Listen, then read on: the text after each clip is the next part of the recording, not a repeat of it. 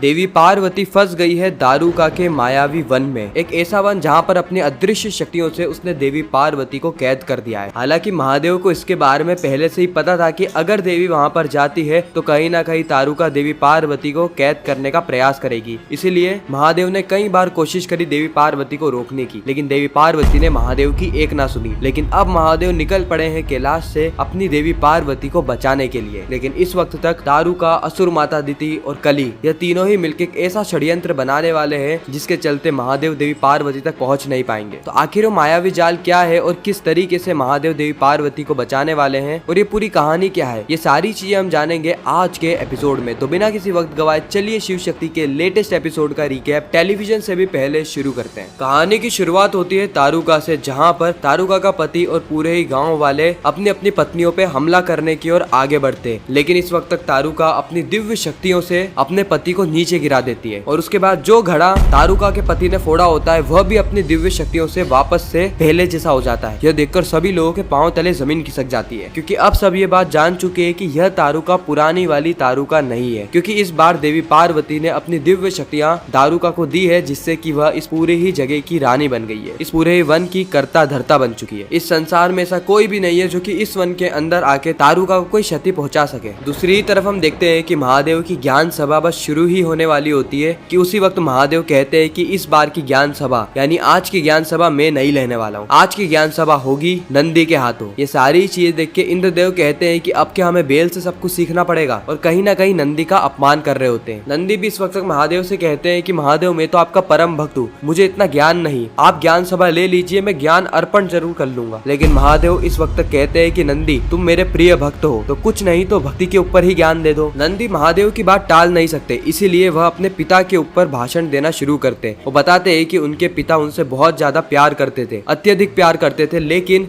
वह महादेव की भक्ति में इतने विलीन हो गए कि उनको एक चीज चुननी पड़ी, या तो अपने संबंधों को या फिर महादेव को, और नंदी ने महादेव को चुना। और फिर नंदी भक्त और भगवान के बीच के रिश्ते को और ज्यादा अच्छे तरीके से समझाने लगते हैं, और इन सारी चीजों से महादेव बहुत ज्यादा प्रसन्न हो जाते हैं। दूसरी ओर हम देखते हैं दारुका को। दारुका इस वक्त तक अपने सिंहासन पे बैठी होती है, क्योंकि अब वो यहाँ की रानी बन चुकी है, यहाँ की देवी बन चुकी है। उसके पास जितनी शक्तियां है यहाँ पर मौजूद किसी के पास भी इतनी शक्तियां नहीं है। इस वक्त तक कली और असुर माता दिति यह दोनों ही दारुका के वन में आते हैं, क्योंकि इन दोनों के दिमाग में एक अलग ही खिचड़ी पक रही होती है। यह दोनों चाहते हैं कि दारुका अपनी दिव्य शक्तियों के माध्यम से देवी पार्वती को कैद कर दे। इसीलिए कली असुर माता दिति को कहते हैं कि वो अपना भेष बदल के जाए और दारुका के दिमाग में यह बीज बो दे, जिससे कि धीरे धीरे करके यह बीज एक पेड़ बन जाएगा और आखिरकार देवी पार्वती को अपने भक्त के सामने झुकना ही पड़ेगा। इसीलिए असुर माता दिति अपना भेष बदलती है और एक बूढ़ी व्यक्ति के रूप में पहुंच जाती है दारुका के पास। वहाँ पर जाने के बाद वो दारुका के कान भरना शुरू कर देती है। वह कहती है कि आपके पास इतनी सारी शक्तियां हैं, सभी लोग आपसे डरते हैं, लेकिन आपके रिश्ते पूरी तरीके से तबाह हो चुके हैं। दारुका को इस वक्त समझ में नहीं आ रहा होता कि आखिर ये स्त्री कौन है जो कि दारुका के सामने प्रकट हो गई और दारुका के सामने ही यह कह रही है कि उसकी शक्तियों का कोई मूल्य नहीं। इसलिए दारुका उससे बातचीत करती है और समझने का प्रयास करती है कि आखिर इसके अंदर इतना बल आया कहाँ से। वह औरत यानी असुर माता दिति दारुका को अपने माया जाल में फंसा रही थी। वो बताती है कि किस तरीके से पहले लोग तुमसे प्रेम करते थे, अगर तुम्हें चोट लग जाती तो कोई ना कोई तुम्हें बचाने के लिए आ जाता, लेकिन आज तुम अकेली पड़ चुकी हो। दारुका इसका कारण पूछती है तो असुर माता दिति कहती है इसका कारण है तुम्हारी माता यानी देवी पार्वती। वह देवी पार्वती ही है जिसने तुम्हें इतनी शक्तियां दी और अब तुम इन शक्तियों को बिना देवी पार्वती के नियंत्रण में नहीं कर सकती, इसीलिए आज तुम अकेली हो। इसका उपाय केवल एक है कि तुम देवी पार्वती को हमेशा हमेशा के लिए यहाँ पर बुला लो। अगर देवी हमेशा हमेशा तुम्हारे साथ रहेगी तो कहीं ना कहीं तुम्हारी शक्तियां और ज्यादा बढ़ जाएगी। सभी लोग तुम्हें भय से नहीं बल्कि प्रेम से देखेंगे, तुमसे प्रेम करेंगे। यह बात दारुका को बहुत ज्यादा अच्छी लगती है। इसीलिए असुर माता दिति के जाने के बाद वह प्रेम से बुलाती है देवी पार्वती को और देवी पार्वती को मजबूरन आना ही पड़ता है। हालांकि पहले तो महादेव चाहते थे कि देवी ना जाए, लेकिन देवी मानती नहीं है। उनके भक्त पुकारेंगी और देवी ना जाए ऐसा हो नहीं सकता, इसलिए देवी पहुंच जाती है दारुका के पास, जहाँ पे दारुका यह आखिरी वरदान लेती है कि देवी पार्वती आप ही मेरी शक्ति है, आप ही मेरे लिए सब कुछ है, इसीलिए मैं ये चाहती हूँ कि आप हमेशा हमेशा के लिए इस वन में रह जाए। अब क्योंकि यह बात तो हम सभी जानते हैं कि देवी पार्वती ने दारुका को वचन दिया था कि वह उसकी कोई भी बात को नहीं टालेगी, जिसके चलते एक बड़ा सा चक्रव्यूह बन जाता है और देवी पार्वती उसमें फंस जाती है। और इसी के साथ एक खूबसूरत एपिसोड भी यहीं पर समाप्त होता है। आपको यह रिकैप कैसा लगा कमेंट सेक्शन में जरूर बताना। अगर आपको वीडियो अच्छी लगी तो वीडियो को लाइक करके चैनल को सब्सक्राइब करके ज्यादा से ज्यादा लोगों को ये वीडियो शेयर करना, ताकि हमारी फिर से मुलाकात हो।